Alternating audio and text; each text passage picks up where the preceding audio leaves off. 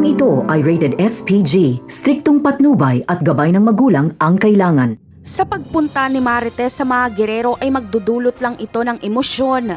Bagamat matagal nang hinahanap ni Don Gustavo ang anak niya kay Tinding, ngunit hindi siya magpapakita ng emosyon.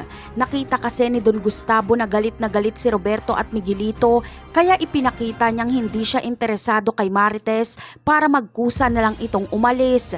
Pinoprotektahan lang ni Gustavo si Marites.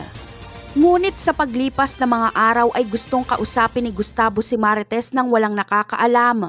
Gusto niya lang klaruhin kung totoong anak ito ni Tinding at kung nasaan si Tinding. At kapag masigurado ni Gustavo na anak niya nga kay Matilde si Marites, ay si Miguelito at Roberto naman ang kanyang kakausapin. Hihilingin niya sa dalawa na tanggapin si Marites bilang kapatid. Kakausapin niya ang kanyang mga anak. Samantala, sa pagdukot kay Tinding ay may magbubuwis na naman ang buhay dahil mamamatay ang kapatid ni Alfredo na si Preda.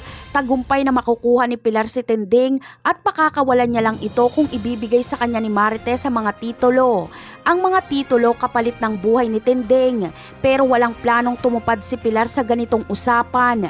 Kahit makuha niya pa ang mga titulo ay tatapusin niya pa rin si Tinding. Sa kabilang eksena naman ay maililigtas nga ni Tanggol si Fatima, pero sa kasamaang palad ay si Fatima na lang ang matitira. Mamamatay si Paeng, Nognog at Maki. Sa laki ng pamilya Benito, pero ngayon ay nag-iisa na lang si Fatima. Maghihiganti siya at pababagsakin niya ang pamilya Guerrero.